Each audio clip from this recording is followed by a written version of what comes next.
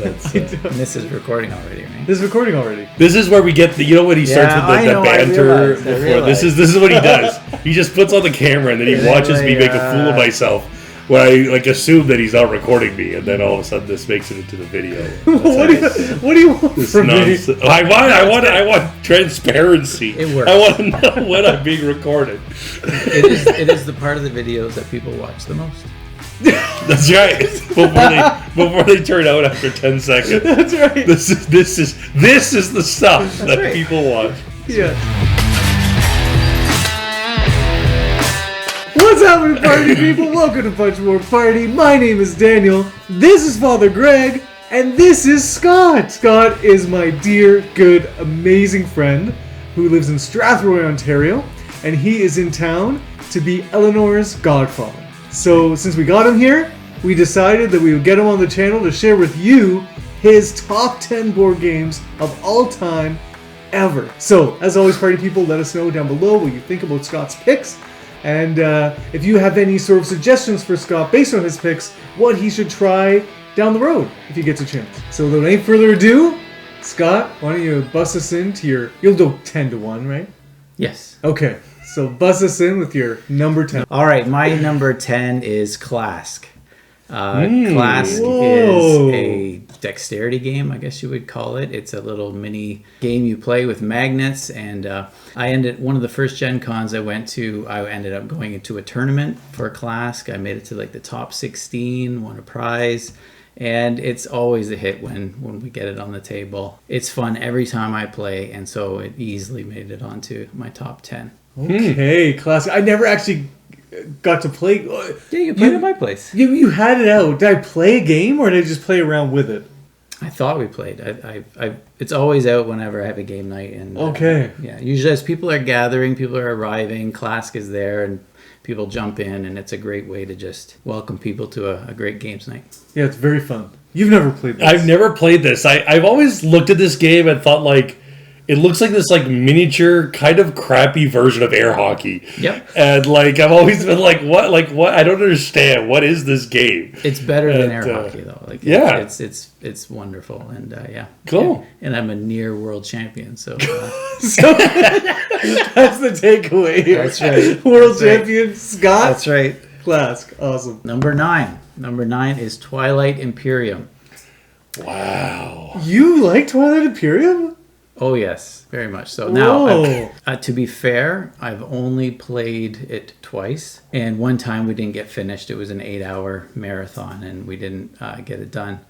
But it is still something that I think about a lot, and I think about the next time I'm going to be able to play. And it was the first game that I played where the game started the night before. So we had chosen all the people who were going to play, and one of the other guys called me up, and we were already talking strategy on how we were going to work together, and so when the game starts, the moment you say let's play, before everyone's even arrived for the night, it's quite the event game. It's fantastic. Wow. Yeah, so we were just talking upstairs about there's a group in town that likes to play this from time to time, and Father Greg and I wanted to play for a while, and so then Father Greg was like, hey guys, whenever you're playing it, let us know and we'll get on. And then Scott was like, tomorrow! Let's play. I'm here in town. Let's do this right now. So I didn't know this was actually on your list, but that's great. Yeah. But having only played it twice, you've still managed to probably play it upwards of 20 hours. Yes, that's right. Which is, pretty good for only... more than you play most games. That's true. Yeah, no, and it does everything right. It has negotiation, which I love. It has politics. It has the war game aspect, and your economic engine that you're trying to build. It's great. Oh, number 8 is Millennium Blades. Nice. Here we go. Blades. There you go. So Millennium Blades, again, one of these games where I can remember every time I've played, I can remember why it was fun, and I can remember just the panic of the real-time moments, and then either just the enjoyment or the frustration with how it plays out during that automatic stage of the game. And so it's just great. It's a fun game. I would never say no if I had the time and someone said we're playing. I'd jump right in. And so it happily makes it onto my list at number 8. Oh yeah, no, I love Millennium Blades. So I hate, with a capital HATE, real-time games. And yet Millennium Blades does it in such a way that's not the entirety of the game, but there's this dimension where it simulates collecting trading cards. Right. And so you're opening up packs of cards, like drawing cards off a deck, and then you're seeing what other people are picking up, and you're saying, hey. Right. So it's fun, and then it's just a short duration. What is it, like 10 minutes or... The real time? Yeah. Yeah.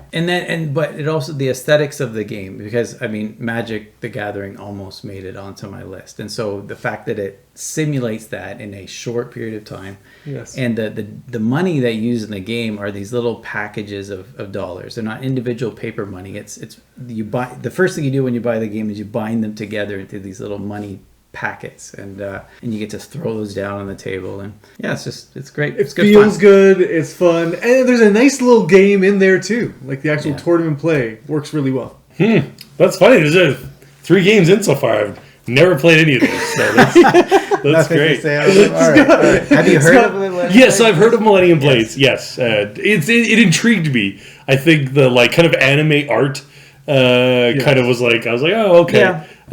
But take it or leave it. Roll for the Galaxy. Galaxy is number 7. This one is strange because I've only played it with people face to face once, and the one thing that bothered me about it was so easy to cheat, and I played with a bunch of people that I wasn't... We're cheaters. That I was never quite sure, and so and then I found Greg Smith-Windsor was at the table. And then I found it on Board Game Arena, and it takes all of that out of it. And so if I go to play a game on Board Game Arena, chances are it's going to be Roll for the Galaxy. I have fun every time. And one of the things I really like about games is anticipating what your opponent is going to do and then capitalizing on that. And that's Roll for the Galaxy in a nutshell. Just the realizing it's not just playing your own dice, it is playing the other people's dice that you don't see yet, and knowing what they want to do and what they're capable of doing, and just feeling clever the moment they reveal what they've chosen. Yes, I got it right, or being surprised at not getting it right. So it's a very fun game. Yeah, I really struggle with Roll for the Galaxy because I've just never been able to grok it. Still to this day, I just haven't been able to understand. I understand the movements of the phases, but I just don't understand exactly what you're talking about. I can't quite successfully anticipate what other people are doing. Yeah. And so I just fall on my face every time, and it doesn't feel good. That's right. Yeah, this is 4 for 4. This is a game I've always wanted to play. This is a game that has always been like, it's kind of one of those classic games, I think, like that a lot of people talk about, kind of always mentioned in the kind of board game hobby, but never got around to it. All right, so next is Skull and Roses at number 6. And so it's been redone now just as Skull, but I remembered back when it was Skull and Roses. Again, it's one of those games that I love introducing it to new people. I love, that first round where they're trying to understand and grok it, so to speak. I hate that word. Yeah, I know what you mean. I used it on purpose. You're baiting me there. Yes, that's right. All right. Where people comprehend what they're supposed to be doing. It's different. And but then I realized it's not just one of those gateway games that you introduce new people to, because as I'm introducing it to people, I'm enjoying it just as much as I did the first time I played it. And so every time I play, there's shouts, there's screams, there's the moment, the person's about to win, they flip that final skull, and there's, the groans and the cheers, and it just hits every time. No, that's awesome. We're big fans. Yeah. Do you have the original? Did you have the Skull and Roses box with the kind of biker skulls on them? Yeah. The scantily clad lady. Yeah. And so actually, I bought the new art as well, because sometimes when you're meeting new people, you don't know yet how to introduce the game, and so I have the safe box and I have the risque box. So. When the night's getting a little wild, bring out Skull and Roses. And now I can play up to 12 people as well, which is crazy. Number 5, Castles of Mad King Ludwig. Here we go. You do love this game. I really love this game. And again, I tried to try to figure out why. And it was like one of the first ones I wrote down as I was working on my top 10 list. And I think it's because it has everything I look for in a game. So just that little puzzle that you get in front of yourself, you're trying to master this. But then there's the element of the other players, seeing what they're going to value on the table. And then it's an auction, so to speak, but you have to really plan on, what you want, what other people want.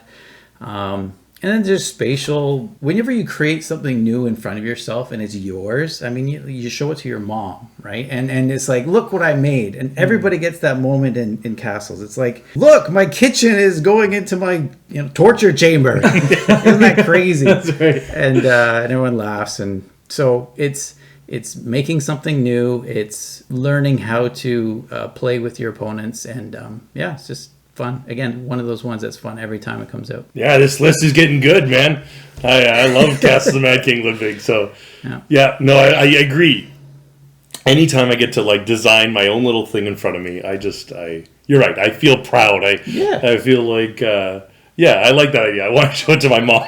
Like I've never played it where you don't have that 10-minute look. Okay, what does yours look like? What does this look like? And laughing at each other's choices and nice. I love that. Yeah, no, it's an excellent game. This falls in the category for me, I've said this multiple times, of just, even though it is zany, just the colors that they chose, it feels a little boring. Oh yeah, it looks horrible the first time you put it. It looks horrible. And it's it is not an attractive game. And as you're setting it up, if it's a new player, they're kind of just like, oh, checking the time, I gotta go, it's not an easy sell, but never have I. But I've always enjoyed it when I played it.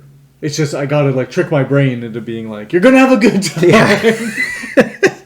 That's so true. Yeah. Next is City of Horror. So that's my number 4. Hey! City of Horror. We're hoping to line this up sometime this weekend here. Yes, and so that's the only game I brought. All right, made the journey here. And so what do I like about this game? There's more arguments, more screaming, more cheers than any other game that I play with others. I teach a board game psychology class at the college I teach at. And so I don't even have to be playing, and I'm just watching other people play, and that's the most fun I've had. I had one guy, he was actually had tears in his eyes the moment that another player at the table was trying to, it's a zombie game. They were trying to throw his person off of the water tower to this horde of zombies, and he was pleading, he was crying, and I'm like, any game that can do this to people it's a story in a box, and you get to just enjoy the horror of the zombie apocalypse way better than some of the other zombie games that are out there. So Dead of Winter. And so City of Horror. I have to hide the box because my kids, they get nightmares. There's 3 sides of it that I can't have out on my game shelf because they all get scared by it. So it's not thematically my choice, but it's like any zombie show. The moment you realize it's about the people, right? So like Walking Dead, you realize the dangers are the other people rather than the zombies. The zombies are just like the tempo that pushes it to the edge. And that's what the game does. Yeah, this game is so fun. I've only played it once, but it was just just pedal to the metal fun. So frantic. The whole time your brain is racing, how can I finagle my way out of this situation into this? How can I make some alliances? How can I get on people's good sides, stay on people's bad sides? It's just tension the whole time. Yeah, exactly. At a high level. I don't even know that I've ever even heard of this game. Okay. Until you're just describing it, but that sounds like a game I would love. It's really up your alley. I love a good, healthy player interaction, a little bit of negotiation. All of those things you're describing are right up my alley. So number 3, Dale of Merchants. Whoa, number 3, hot dog. So I have, and this includes all the expansions. So I have number 1, 2, and 3, and I have the collector's edition, so the big box, and it adds a lot. Actually, it's you get player powers, and so it's a deck building game. It's probably the least well known of the games I've said so far. But it's what I like about it, and what I pride myself on, is finding the right game for the people who come over to my house to play, and I get to know something about them, what they like. And so Dale of Merchants allows me to choose the type of cards that go in the game. So if I get people, my favorite game is Munchkin. Okay, well, we can put in the raccoon, we can put in the alligator, and then it's a take that game. The next people come over, no, I'd really like just building my own little tableau and having things interact. Okay, well, we'll use the owl and different creatures and you customize the game based on who you are playing with. And no matter which characters I choose for that particular night, I have fun every time. And so again, any game that allows me to craft the game for the people who are playing it, and I have fun every single time I play the game, it's just a win. And so when it's my choice for a game night, I grab Dale of Merchants for sure. It's been a long time. Is this still in your collection? Yeah, it's right there. Okay. Well, I was going to say, it's been a long time since I played this game. I played it once, I think, a long time ago. Yeah, when I first got it, probably. Yeah. Yeah. So, no, and it's unique for a deck builder. Like, the way that the actual deck building mechanism works is a real treat. And kind of differentiates it from other deck builders. You're not doing exactly the same thing as you would expect. And so that makes it good just to explore that. Yeah, and something that's nice for new players that don't maybe know deck building as much, the moment you buy the card, it's in your hand. It doesn't go to your discard pile, which is this abstracted, okay, I'll get that eventually sometime. No, you buy the card, it's in your hand. Use it next turn, and it's really nice. Number 2, Pandemic Legacy Volume 1. You did it! I had to do it. So as I thought about this, I wanted to choose games that I guess I've said it a couple times already. I have fun every single time I play. And sure enough, Pandemic Legacy, I did.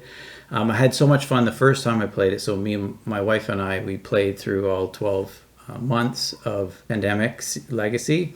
And then I liked it so much, we bought a second copy and played with a set of friends, another couple, so the 4 of us played it. And we let them make all the end-of-game decisions where you unlock things and add things to the board because we knew what was coming. Fun even the second time through. Incredibly fun. So I've played through it twice. Would I play through it again? Yeah, I would. Actually, if another friend came to me and said, hey, the boat sailed and no one wants to play this with me, I'd say, hey, sign me up. I'll play through this with you. It is so good. Like it is. I was really into the television show 24 when it first came on. And it had that tension, that pushing. You wanted always to watch that next episode. And that's what Pandemic Legacy Season 1 was for me. It was just always that next. Season 2 was great. It was probably a better board game, but it didn't have the story that pushed it along as much. And so, yeah. No, I can't say anything. I haven't experienced it, but I've only heard good things. Except one of my friends, John, he was playing it with a couple of friends of his, and he thought the story was so awful that he bowed out. Really? Yeah, he just didn't dig it. He thought it was just terribly written. Was this... Oh, okay. Yeah, and he was just like, nope. There's not that much writing in it. Like, I feel like the writing at the end of each month is like a card. It's one card. Like, so I haven't played it, so I don't know what he's thinking of or what. So yeah, so maybe he wanted more. Like maybe he like there are some more narrative games that feature like captain's log and 3 pages of information between each. It doesn't have that. It's like, hey, the virus got a lot worse. Open box 3. Right. It's but yeah, no, I too played it once and am more than happy to play it a second time when eventually we get around to that. I'm the holdout, okay? I get it. So, number 1. I wonder what this could be. This is... I have no idea. Oh, no? This is Gloomhaven. Gloomhaven / Frosthaven. And Frosthaven to me is an expansion. I don't know anyone who's playing Frosthaven that didn't fall in love with Gloomhaven. So it's kind of like this. To me, it's just the successor. So I put them as 1. To me, it is that fantastic puzzle where every turn you look at your resources available to you. In Gloomhaven, it's your set of cards, your abilities. There's a little bit of randomness thrown in, but not an overwhelming amount. The stories are fine, but to me, the excitement is the discovery. And so having the next character that opens, the next scenario that's a little bit different. And so having played all 100 or so scenarios from Gloomhaven, I'm playing them again by myself with my computer version of Gloomhaven. My friend just got Frosthaven, and we're 20 games into that one. Yeah, and just I've stopped having regular game nights because I just want to get together with my friend to play. My friend Curtis, he's probably watching. I just want to get together and play Frosthaven. Like it's kind of taken over. I haven't bought a game in a long time because I'm like, I'll just not get to play Frosthaven as much. So yeah, it was number one the moment I played, I think, the second round of Gloomhaven. I'm like, okay, this is exactly what I'm looking for. Discovery, mastery. And this was your experience with Gloomhaven as well, right? Where you just played that for 6 months straight or something. Yep. Yeah, we had our weekly get together, and then I also played solo because it was my own box, and so I played a few solo ones, and then he would come over. We'd have our own campaign. I have a friend who has Gloomhaven, has played like maybe 60 scenarios or something like that, but he kind of felt like at a certain point there was like maybe like I'll say 3 different like types of missions. There's like destroy all the bad guys, or like get to a certain spot and claim that particular item or whatever, and so he found it repetitive. Just kind of like doing one of these 3 things sort of like over and over and over again. Do you find that, or? So Gloomhaven had that more. Frosthaven has kind of shattered that. So I think they had new people creating some of the scenarios, and there's different names on they give an authorship for each of the scenarios, and some of them are very different from some of the others. Now they're more rules intensive because if you want to create variety, you have to change some of the mechanics of the game. So as long as you remember all those little rules as you're playing, it plays out well. But Frosthaven is a correction of that, so to speak. Yeah. Okay. We've definitely played the first 4 scenarios of Jaws of the Lion. Yep. And so that's my only experience of Gloomhaven. And the things for me is just, it's hard for me to repeat play a game many more times than that. Like 4 or 5 plays, and I want to be on to the next thing. And so that's just my natural disposition. But then with Gloomhaven, I loved that hand of cards mechanism. You got cards with an action on the top and an action on the bottom. You choose one of them. But that main puzzle of just, which action do I pick here? The top one or the bottom? That's a lot of fun. But as we were going through the opening scenarios of Jaws of the Lion, it was adding complexity already, and that was just a hindrance to me of like, I don't want this to get any more complex than it is. I just want this nice hand of cards. I just want to make these little decisions. I don't want to, like, I had the most fun I had with the game was there was this like blood bag in this room. The blood tumor. Yeah, and I just walked in, I busted the door down, like I shot an arrow at it, it exploded. Yep. It was great. Yep. Like, I just wanted more of that experience and less of the fiddliness of counting out this, counting out that. It does get a lot better when you automate some of those things. So we definitely play with an app where it tracks the health and the conditions of the various creatures. So I can be on my phone, he can be on the computer, and we put in our initiative orders, and it auto arranges the bad guys. Wow, that sounds much better, because that stuff was driving me nuts. Fair enough. Yeah. Good choice. You've made a lot of party people happy, I'm sure. Hope so. Well, there we have it, party people. Those are Scott's top 10 board games of all time. What did you think of his list? Let us know down in the comments below. And based on what he picked and what he likes and how he described his particular love of board games, throw out some recommendations for him to see what he might like to play in the future. Once I'm done with Frosthaven. That's right. Back off until then. Give him 6 to 8 months. That's right.